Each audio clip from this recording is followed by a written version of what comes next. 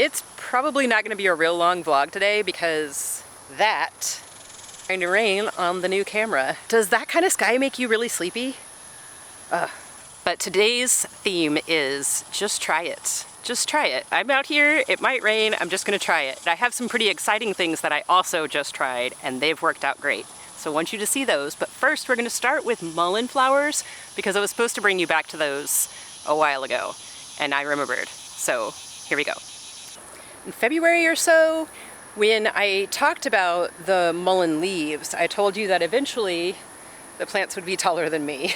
Most of them are, a couple are, well, let's see, it's half and half. I have 3 taller than me and I have 3 that are shorter than me.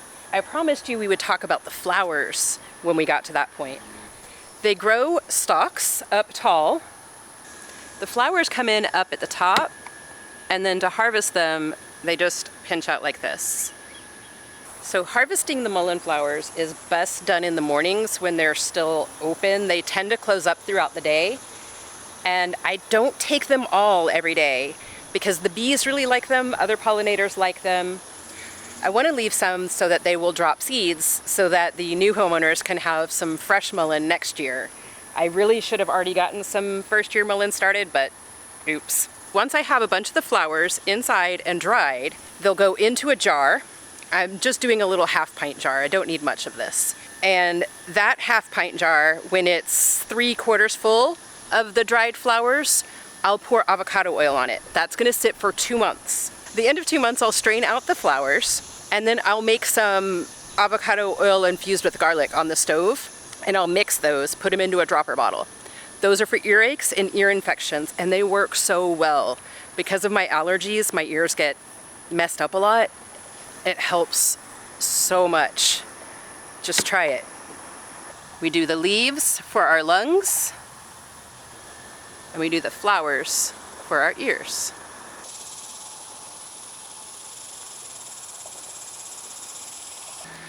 Okay, now I'm about to take you over and show you something really exciting with the peppers. But I'm gonna go ahead and tell you right now that the pepper area needs to be mulched.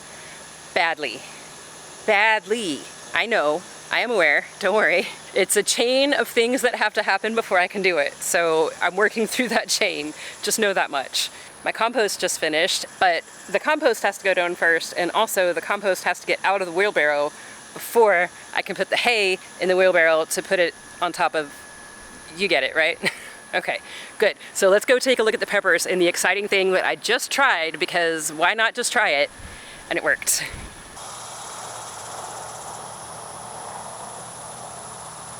One garden question that comes up a lot is about peppers and topping them, and whether topping peppers increases production and does it delay production. Some theories out there are that you should not top your peppers, just let them grow because they're going to produce the same either way. And then some say that if you do top them, they might produce more, but they'll be delayed. I wanted to know. And yes, I was the kind of kid who took my toys apart, so, you know, try it. I tried it, and now I have an answer for you, so let's take a look at that. So what I'm showing you here is 4 pairs of peppers that I planted side by side within each pair, not all 4 pairs. The one on the left I topped, and the one on the right I did not top. I just wanted to run a comparison and see what happened. We're gonna take a look first at the shishito peppers. The topped one has a lot more leaf growth and a lot more branches, but the untopped one has more peppers. Now this is the only one where this is the case, by the way.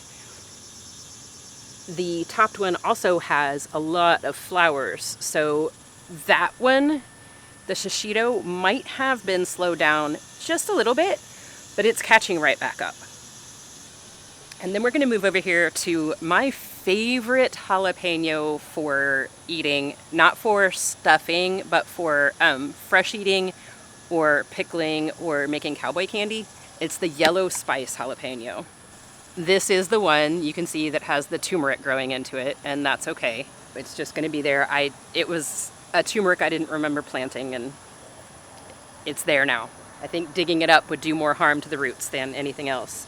The size difference is massive between these two.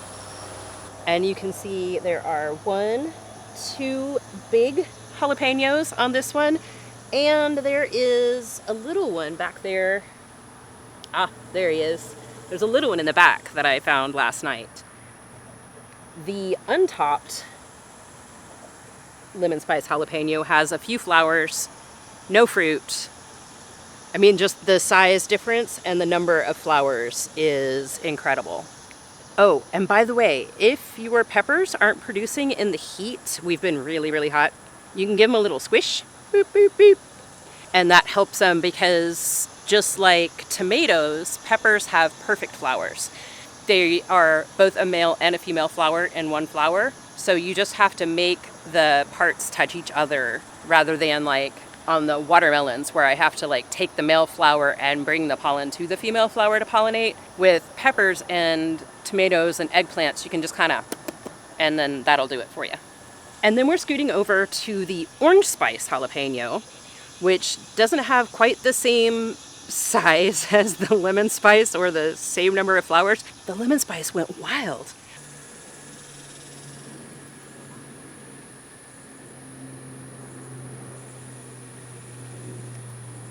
Oh my God, talk about nervous.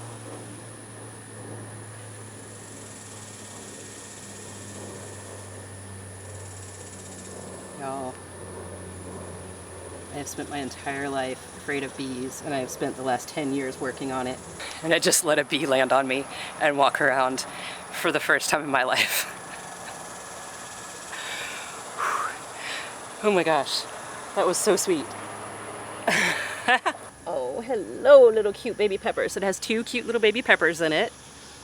On the topped one, lots and lots of flowers, lots of growth, and a little spindly untopped buddy over here next to it. We can definitely see the difference in this one. The last one we're going to look at, early hot jalapeno from High Mowing Seeds. Now, remember High Mowing Seeds, because we're going to come back to that in a minute, because I have something growing over there that should not be growing in this kind of heat, and I'm going to share that with y'all in a minute. Let's look at this. I see a lot of flowers and no fruit quite yet on either of them. I see a lot of flowers on the topped one, and obviously, again, a lot more growth on the topped one. I might have topped the untopped one on accident because it does have a split, but it obviously happened much later because of the amount of growth. So I think that this little just try it experiment of mine has proven that topping peppers, especially jalapenos, does improve growth massively, and it does not seem to slow down production at all. On the shishito, I'm pretty sure that it's going to show up that way, and I think that the untopped one just happened to set fruit earlier. I don't know. I'm really happy with this experiment. I'm glad I tried it. I look forward to seeing how it goes as we move through the season. I'm going to keep you updated on how this is going because this is a worthwhile project and it's pretty exciting. And it's just kind of amazing. You know, you just try it and then you find out something new.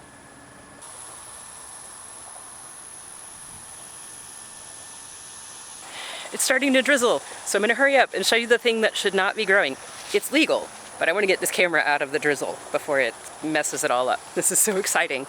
Again, just try it. You never know what might happen.